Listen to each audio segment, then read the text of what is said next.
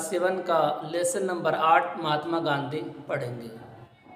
In India we call Mahatma Gandhi as Bapu और राष्ट्रपिता। हम महात्मा गांधी को बापू के नाम से या राष्ट्रपिता के नाम से जानते हैं, पुकारते हैं। His full name was Mohandas Karamchand Gandhi. उनका पूरा नाम मोहनदास करमचंद गांधी था। He was born on 2nd October 1869 at Porbandar इन काठियावाड़, गुजरात। वो गुजरात के काठियावाड़ पोरबंदर में 2 अक्टूबर 1869 को पैदा हुए थे।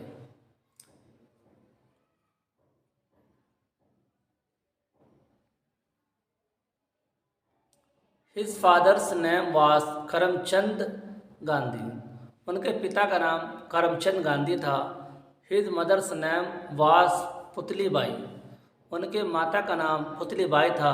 His wife was Kasturba Gandhi. उसकी पत्नी कस्तूरबा गांधी थी।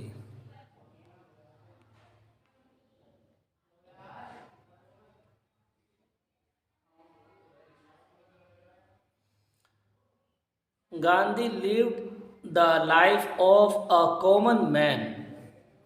गांधी जो अपनी ज़िंदगी व्यतीत गुजारते थे वो साधारण व्यक्ति की तरह गुजारते थे। And kept himself away from luxuries ऐशो आराम से, यानी वो स्वयं को अपने आप को लग्जरीज से ऐशो आराम से दूर रखते। He was very honest and truthful. वो बहुत ईमानदार और सच्चे थे। फ्रॉम हिज चाइल्डहुड, अपने बचपने से, यानी बचपने से ही वो ईमानदार और सच्चे थे। Once he read the story of Shravan Kumar. एक दफ़ा उसने एक कहानी श्रवण कुमार की पढ़ी। Shravana used to carry his old and blind parents in baskets, सलंग लटकी हुई, बास्केट डलिया। अपने माता पिता, अपने बूढ़े माँ बाप और अंधे माता पिता को एक बास्केट में, जो कि लटकी होती थी, ऑन अ बम्बू, बम्बू कहते हैं बांस को, योग जुए, यानी एक बांस के जुए पर लटका करके अपने माता पिता को ले जाता था। Gandhi ji was deeply touched. Deeply कहते हैं गहराई, टच छुआ गया, यानी बात असरअंदाज हुई, प्रभावित हुआ। गांधी जी बहुत ज़्यादा प्रभावित हुए। गांधी पर बहुत बड़ा प्रभाव पड़ा। हिज डिवोशन, उसकी अक़ीदत का, उसकी मोहब्बत का, जो वो अपने माँ बाप के साथ करता था। टुवर्ड्स हिज ओल्ड पेरेंट्स, जो अपने बूढ़े माता पिता के साथ में करता था, यानी अपने बूढ़े माँ बाप को वो टांग करके बांस के जंबू पर ले जाता था। He decided to be like श्रवणा। उसने डिसाइड कर लिया, फैसला कर लिया श्रवणा कुमार जैसा होने का, टू बी लाइक जैसा होने का, एंड सर्व हिज पेरेंट्स, अपने माता पिता की सेवा करने का।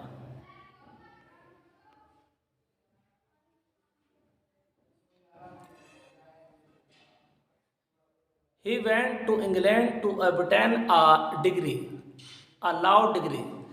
वो गया इंग्लैंड एक कानून डिग्री हासिल करने के लिए। ऑब्टेन हासिल करना, लॉ कानून, कानून डिग्री हासिल करने के लिए। After obtaining his degree he return to India in 1893। 1893 को जब भारत वापस आया डिग्री हासिल करने के बाद में, he was restless. Rest means आराम करना, रेस्टलेस आराम ना करना, परेशान होना, बेचैन होना। वो बेचैन था to see his countryman, अपने देशवासियों को देखकर, सफरिंग, जो पीड़ित थे, अंडर द फॉरेन रूल, जो विदेशी शासन के तहत पीड़ित थे। सो ही डिवोटेड हिज एंटायर लाइफ, पूरी जिंदगी उसने वक्फ कर दिया। उसने अपनी सारी ज़िंदगी को वक्फ कर दिया, समर्पित कर दिया, डिवोटेड समर्पित कर दिया,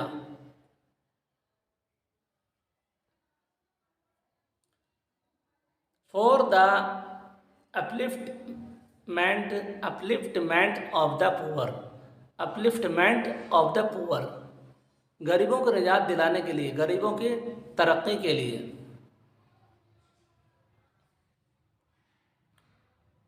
and free his country from the cultures of the British, British शासन यानी अंग्रेज शासन के चुंगल से अपने देश को निजात दिलाने के लिए, अपने देश को स्वतंत्रता कराने के लिए, आज़ाद कराने के लिए।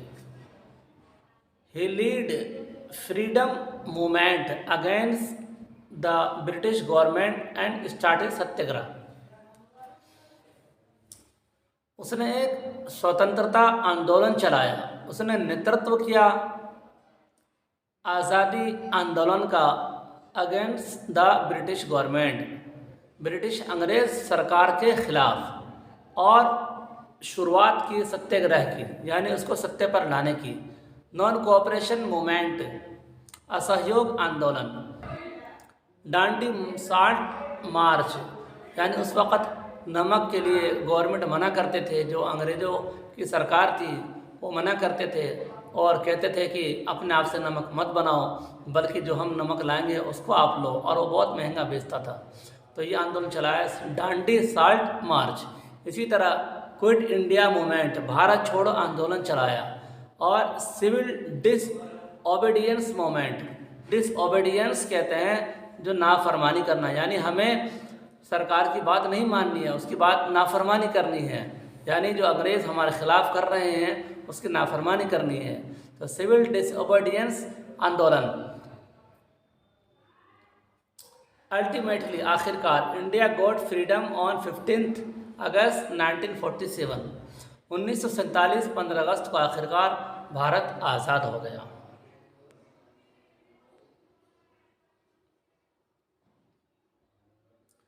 महात्मा Gandhi is known for his principle of non violence are all over the world, सारे संसार में, सारी दुनिया के अंदर में महात्मा गांधी को नॉन वायलेंस यानी अहिंसा के सिद्धांत पर जाना जाता था।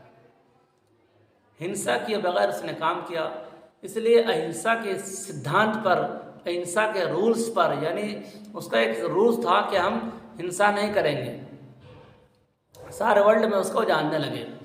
ही lead a saintly life and was against all short of injustice and inequality prevailing in the society. He led saintly, saint कहते हैं संत को, साधु को, बुजुर्ग को, जो अपनी ज़िंदगी सीधे साधे गुजारते हैं, उसे किसी चीज़ की ज़्यादा शौक़ नहीं, यानी सिंपल तरीके से ज़िंदगी गुजारना। तो उसने चाहा, उसने एक शरीफ इंसान की तरह ज़िंदगी गुजारी और हर तरह के इंजस्टिस कहते हैं नाइंसाफ़ी को, इंसाफ न करने को, नाइंसाफ़ के ख़िलाफ़ था।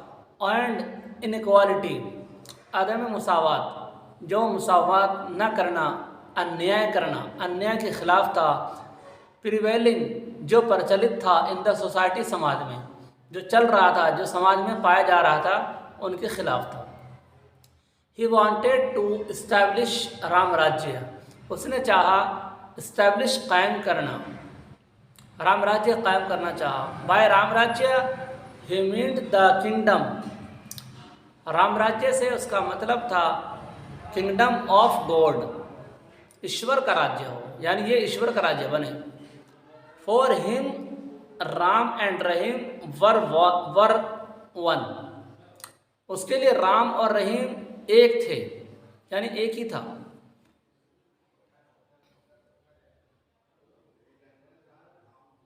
And the same deity, deity देवता, और एक ही देवता, उसके लिए सब देवता एक ही देवता था, और राम रहीम को वो एक ही मानता था। For his great contribution, contribution यानी योगदान टू द कंट्री, जो उसने कंट्री के साथ, देश के साथ किया था।